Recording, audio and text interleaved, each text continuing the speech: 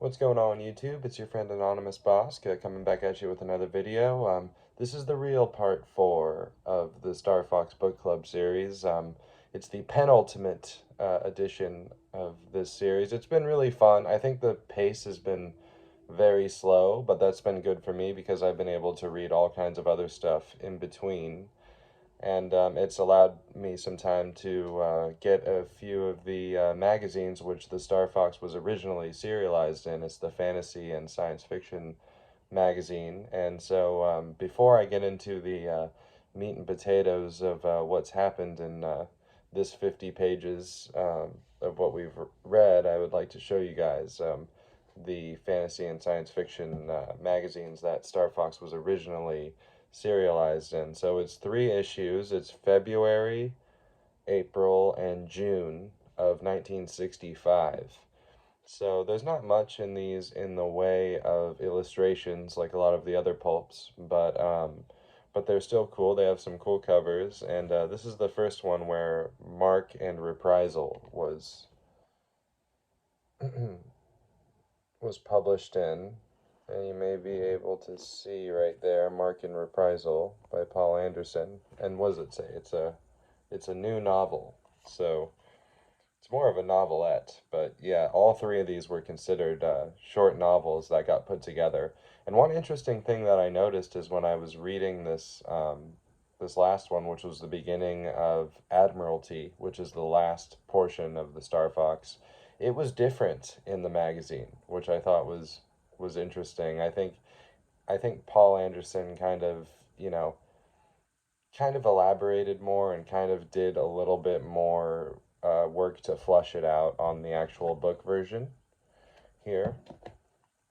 And I just thought it was interesting that I was like, wait, I don't remember reading this when I was kind of reading through it. Um, but this is the 1965 um, edition of the Fantasy and Science Fiction magazine. Um, Mark and Reprisal starts right at the beginning. Here is sort of the page where it starts on right there. And it goes for a while.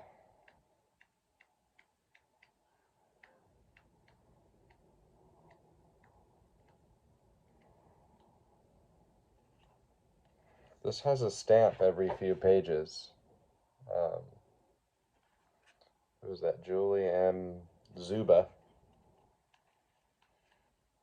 So this goes all the way up until here, page 62. So it starts on page like 4 and goes up to page 62 in the magazine. No.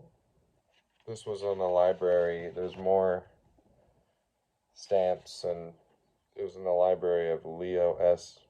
Zuba. So here it is. 1965 um, February edition of Fantasy and Science Fiction. Then the next part of the book, The Adventure on Starn, is formerly known as Arsenal Port, and that is on this edition, the April Fantasy and Science Fiction here. And you can see there where it says Arsenal Port. Was it a new novel? A new novel by Poul Anderson. Arsenal Port starts right up here on the beginning. And it also starts in the beginning of the next issue, which I'll show you. There goes, and I like the back of this one. It's like a dragon bird thing on some kind of building. It looks pretty sweet. And the next one we got here is June 1965. And this one contains where we currently are at in the book, which is called Admiralty. Let me take it out. Here's one thing I thought was funny when I took it out. The back cover just slides right off. That's convenient.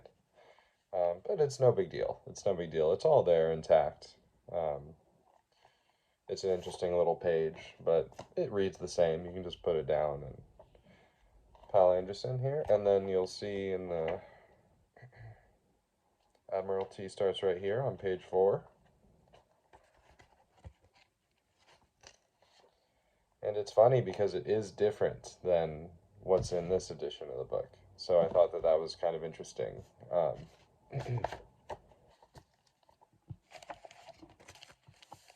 right, so those are the fantasy and science fiction magazines here that Star Fox was originally published in. So I just thought that was really cool. I'm super happy to have those. And put this one back in the plastic later. And now when I feel like it, I can read the story again, but read it inside the magazine. So that's really cool. You know, I've already read it over and over for the book club just to sort of be prepared and kind of have some talking points and whatever, and be able to summarize up the story in a decently coherent manner. I hope that I do it okay. Whether you're here just to follow along with what's going on in the Star Fox, you don't plan to read it. That's cool. I'm telling you sort of what's happening throughout. So if you're here for that, cool. If you're here to read along, cool. You know, you can kind of see what I think or what I'm summing up about sort of what's happening. So it's been really fun, and yeah, this is part four, and like I said, the penultimate part. So let's get into sort of the meat and potatoes of what happens in this part of the Star Fox. So we start here on the third and final story. It's called Admiralty, and the Star Fox is just about ready to hop into action. And basically, what we get is uh, when it starts,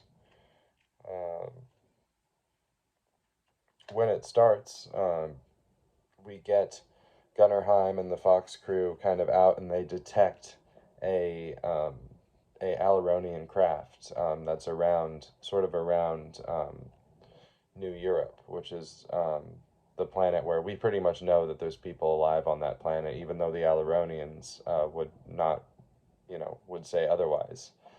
Um, so what happens is they get sort of into an altercation with a little space battle kind of with this Aleronian craft, and eventually they use their weapons to kind of neutralize it, and then they're able to get on the craft. But Gunnar doesn't go because it's too risky. You know, he's the captain, so he sends his people on, and guess what? There's humans on board this Aleronian craft, and they're people from New Europe. And so they rescue these humans. They come back on the Star Fox, and they have this big knockout party, and everyone's kind of partying and jamming and hanging out. And there's a guy called what's his name? Um,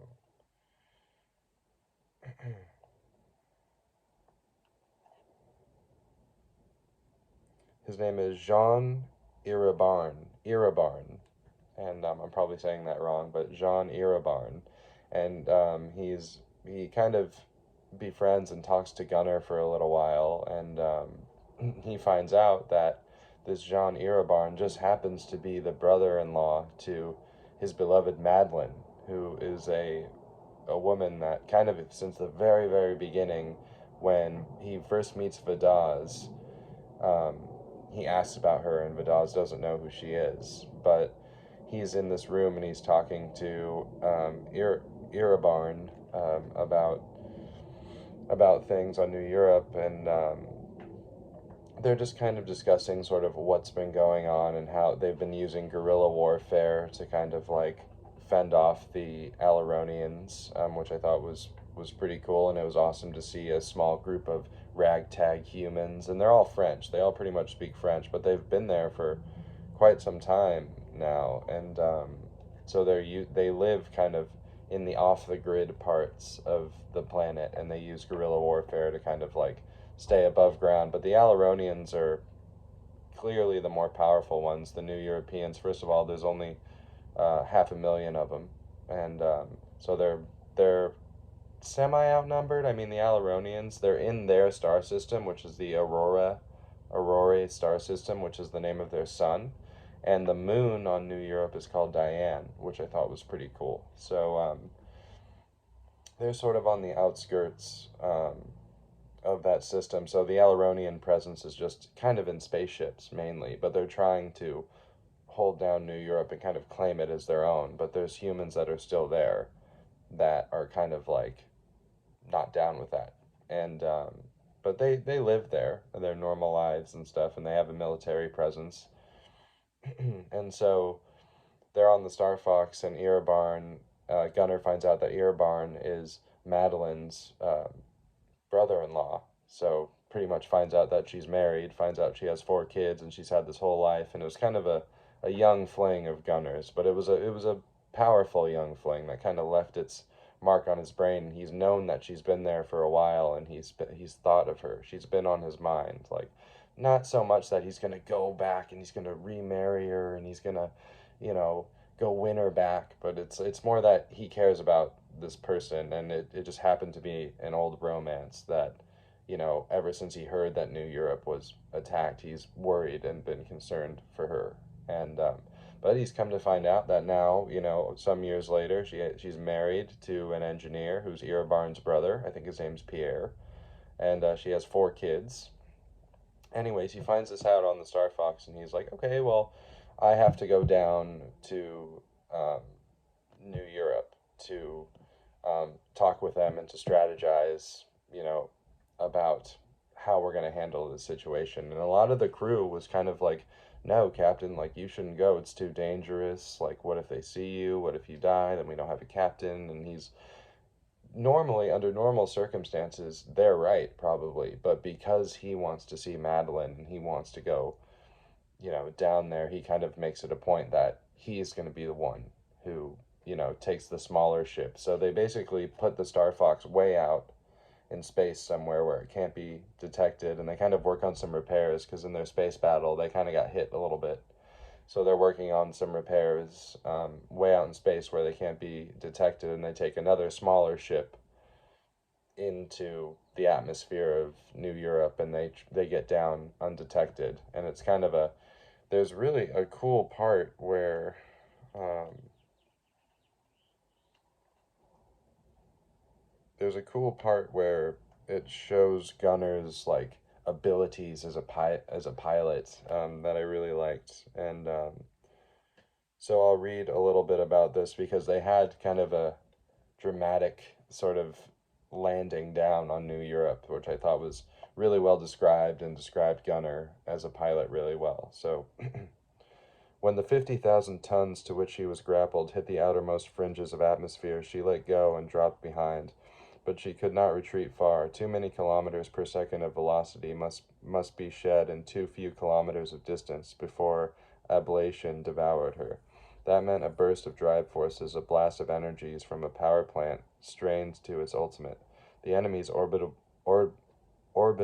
detection system was still inadequate, but it existed in part, and there were also instruments on the ground. Nothing could hide this advent except the running, growing storm in the immediate neighborhood of a meteorite. And then it goes on to say, no autopilot was ever built for that task. Gunnar Heim must do it. If he veered from his narrow slot of partial vacuum, he would die too quickly to know he was dead. For gauge, he had only the incandescence outside instrument readings and whatever intuition was bestowed by experience. For guide, he had a computation of where he ought to be and at what velocity. At every given moment, unreeling on tape before his eyes, he merged himself with the ship. His hands made a blur on the console.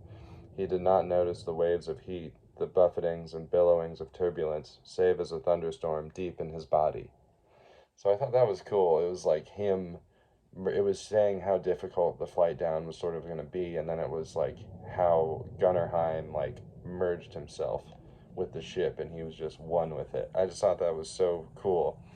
Anyway, so they get down, he successfully lands them. They kind of land like in water off of an island. They were kind of guarded or guided by Erebarn. So it was also decided that Vadaz was going to come on this trip as well because Vadaz is Gunner's right hand man, so of course he's going to come. But it's only a few people, and all the crew that's left, they're all still on the Fox. But it was a few people who come down, Vadaz, Erebarn, and Gunnar Heim included.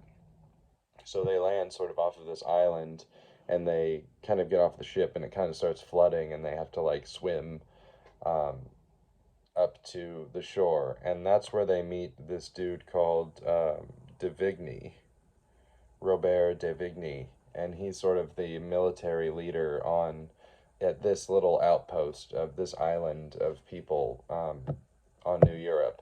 And so they basically start talking shop about how are they going to make a plan to like basically defeat the Alaronians. And one of the ideas is they're going to bring a lot of the women and children on the Star Fox back to Earth and be like, yo, there's people here that have been living there. So there's people that are still alive. So the Alaronians are lying. They can prove that, which gives them a big kind of an earthly kind of push in behind their cause, which they need.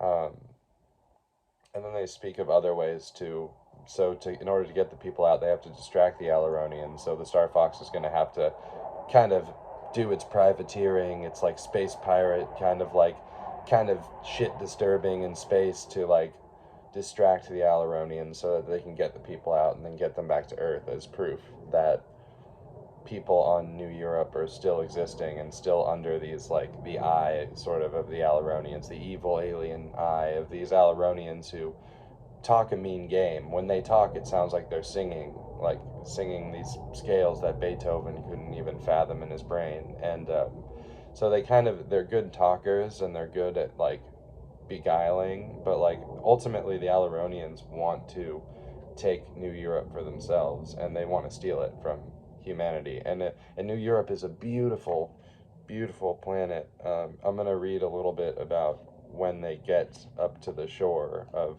New Europe. So the tent was big. The trees that surrounded it were taller yet. At the top of the red-brown trunks, they fountained in branches whose leaves overarched and hid the pavilion under cool sun-flecked shadows.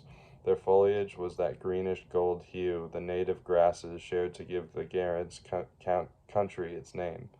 Wind rustled them. Through the open flap, Heim could look down archways of forest to the lake. It glittered unrestfully, outward past the edge of vision. Here and there lay a wooded island. Otherwise, the only land seen in that direction was the white-crowned Sierra, blue with distance, the peaks jagged into a deep blue sky. So that was just a little bit of the description of like what it's like on New Europe. So it's basically a beautiful planet where it's like Earth, but before like people kind of messed it up, you know? So it's like this beautiful, like rich, lushly grown planet. One thing I thought was interesting is that the days are 75 hours on New Europe, which I thought was kind of interesting. So like between your sleep cycles, there's like nights and days. It's a little different. So I thought that was sort of interesting um, detail about New Europe. The sun, the aurora sun, it glows more of an orange than a yellow. So it's a little less bright, but it still serves the purpose. And it seems like the overall climate and temperature on New Europe is pretty comfortable from what I read here. And then the moon on New Europe is called Diane, and I just thought that was interesting. They compare Diane to Luna, but the moon is very similar to the moon on Earth too. So they get there, they start talking shop. You know, I kind of went backwards a little bit, but with Davigny, after what I read, then they speak with the General Davigny, and they start talking about sort of strategies and things that they can do. And they get this plan, and then after that, they go to see Madeline and her family, and so Gunnar sees her, and he's like speechless, and they have this very, you know, she speaks mostly French, and his French is like very rusty, so like through the translation of Pierre and Irabarn, they kind of like form together a conversation, but this is when he meets her children, and most notably of her children, Danielle, who's a 19-year-old, her 19-year-old daughter, who basically looks just like a young Madeline, who that sparks in Gunnar's brain, like, oh, that's like looks exactly like the woman that I was in love with long ago, you know. So they kind of have a relationship, not a relationship, but they kind of like, you know, she sort of admires Gunnar, you know, so there's this part where Gunnar takes a walk and sort of in the woods, and she comes with him, and it's kind of a stab. She asks a few questions, and Gunnar says, hey, you and your family are going to come and live with my family, you know, on Earth. We're going to take you back. And she says, oh, ever since I was a baby, I've dreamed of going to Earth and blah, blah, blah. And it's kind of established that she admires him. as a man, and maybe doesn't think he's that shabby looking either, but she's 19 and he's old enough to be her father, and it's kind of like, so it's, I'm glad that the book didn't veer down that turn of like 40s and 50s movies where like, you know, 18-year-old Audrey Hepburn is like has relationship with like 45-year-old whoever, a lot of old movies do that. It's kind of creepy. But yeah, it didn't go down that direction. And actually, Vadaz, who's been kind of strumming his guitar and been kind of a cool, just a cool, his Vadaz self, my character, as I've said every single book club, my character who I relate with the most is Vadaz. He's using his music and singing and like boosting morale, and he's also really smart, and he's kind of like, he's an artsy guy, and he actually has a crush on Danielle, Madeline's daughter, too. And he kind of asked Gunnar for sort of, and Gunnar's like, "What are you talking about, man? I'm old enough to be her father," and blah blah blah. And Vadaz is younger. He's probably a 30, maybe 30 something, maybe 20 something. I don't know what his age is, but so it turns out that Gunnar goes for a swim one night, and he goes out swimming, and he sees Vadaz kind of playing his guitar and singing songs with Danielle, and they're kind of getting along well. And he's a little jealous, but he's like, it's okay, whatever. And when he gets done with his swim, he goes back, and the ambassador for the army, he's like, "Hey, we got some stuff to talk about." And that's more stuff about what's gonna happen to conclude this book, basically the last 50 pages, and that's where we leave off. With this section of the reading, I thought it was really cool. We got a little bit of space fighting. We got a landing on New Europe. We finally got to kind of see what it was like after hearing so much about it, and hear from the people that are there, and they're on board with Gunner, So hopefully we get everyone on board, people from Earth even, and we can take this planet back. And I feel like that's the ultimate goal of this whole story, and what I'm hoping that is going to happen, that will defeat Sinbei and the rest of the Alaronians and kind of like emerge victorious as a human race together.